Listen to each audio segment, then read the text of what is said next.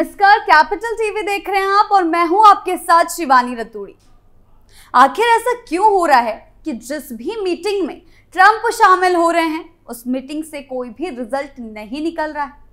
क्या वो सच में सॉल्यूशन चाहते हैं या फिर उनका मकसद सिर्फ अमेरिका का फायदा देखना होता है? हमारी बातों को समझने के लिए पहले ट्रंप की मीटिंग्स का पैटर्न समझना जरूरी है।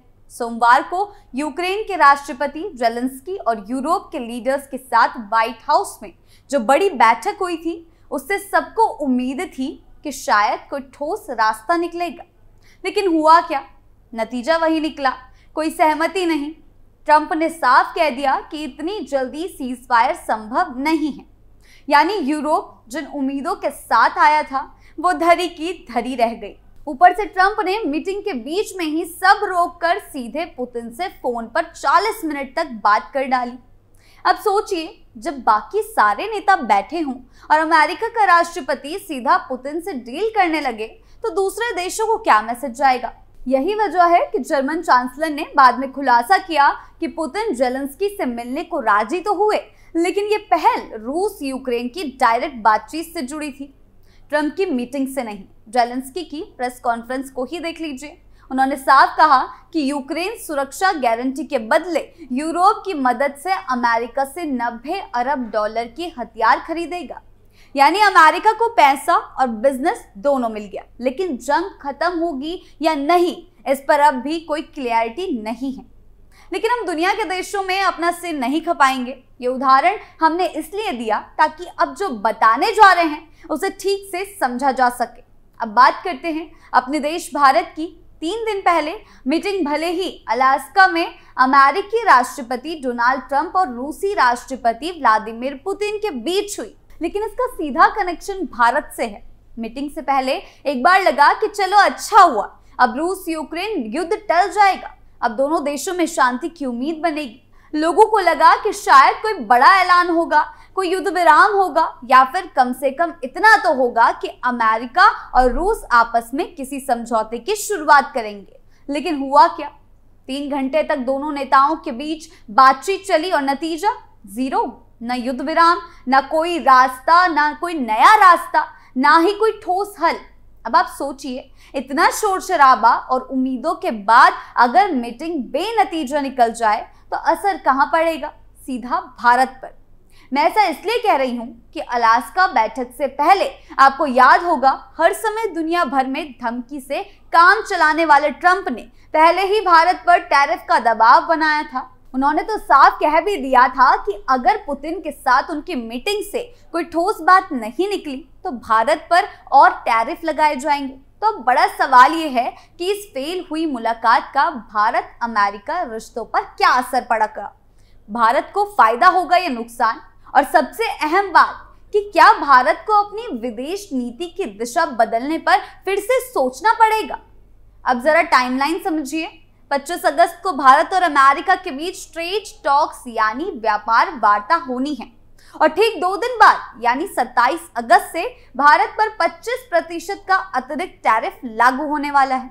अब यहाँ दाव समझिए कि ट्रंप ने अपने लिए एक तरह का बैकडोर खुला छोड़ा है, मतलब पीछे हटने का ऑप्शन।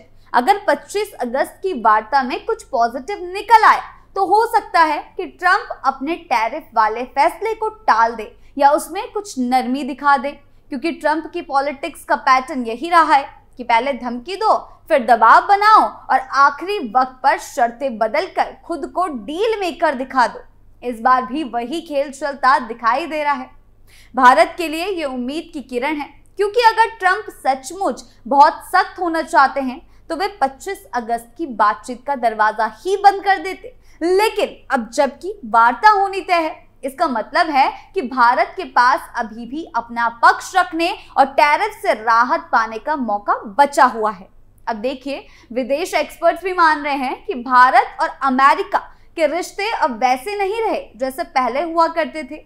वजह भी साफ है कि पिछले कुछ महीनों में ट्रंप ने जिस तरह की बयानबाजी की और भारत पर जिस तरह टैरिफ लगाए, उससे रिश्तों में खटास तो आनी ही थी।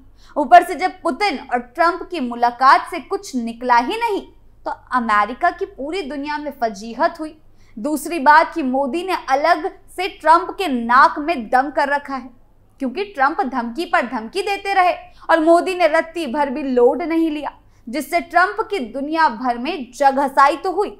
भारत के बारे में भी लोगों को पता चल गया कि नया भारत सिर्फ नारे नहीं देता, वे सच में बदल गया है और ट्रंप को भी नहीं छोड़ने वाला। और इस तरह से ट्रंप पर उसने प्रेशर बना दिया। तो सवाल उठता है कि अब ट्रंप क्या करेंगे?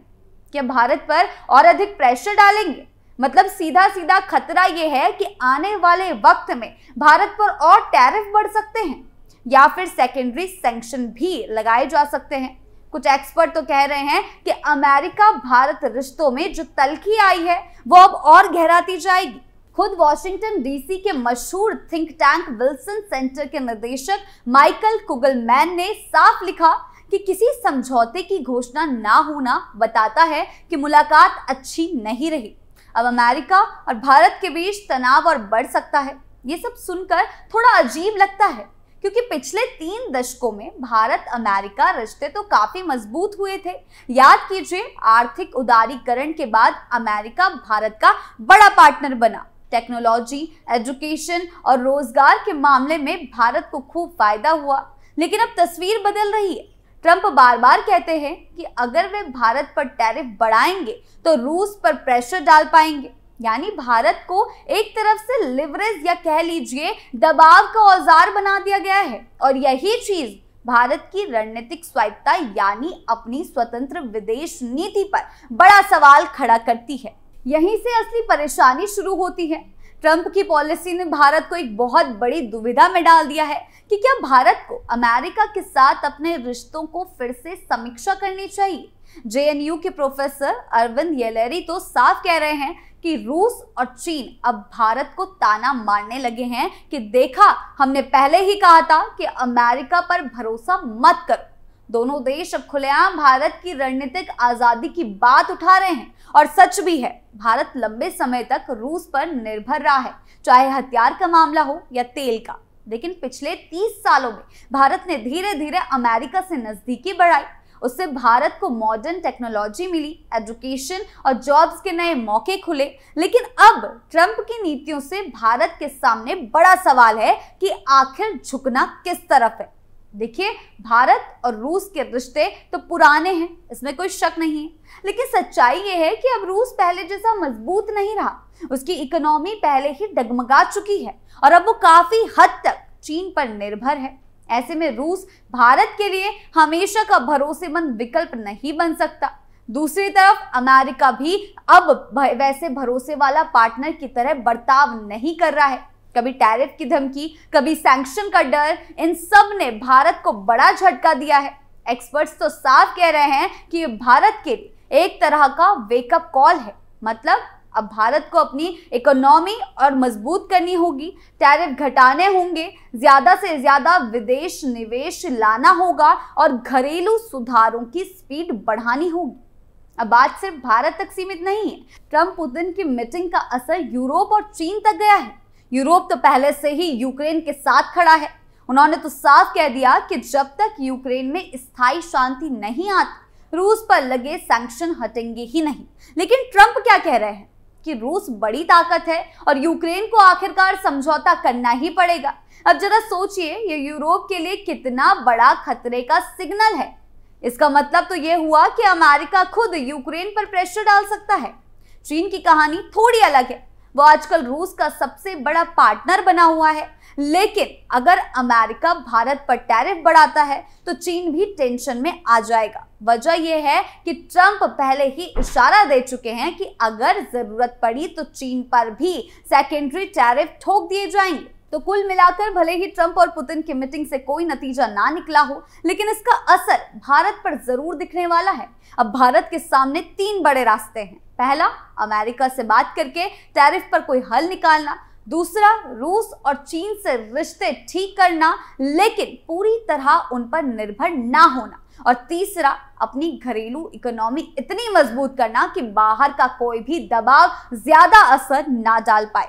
साफ है कि आने वाले वक्त में भारत की विदेश नीति की असली परीक्षा होगी। एक तरफ अमेरिका की शक्ति है, दूसरी तरफ रूस की कमजोरी और तीसरी तरफ चीन की चालें। अगर भारत सही चाल चलता है तो ये संकट 1991 जैसे बड़े सुधारों की तरह बड़ा अवसर बन सकता है, लेकिन अगर गलती हो गई तो आने वाले सालों में और भारी दबाव झेलना पड़ सकता है।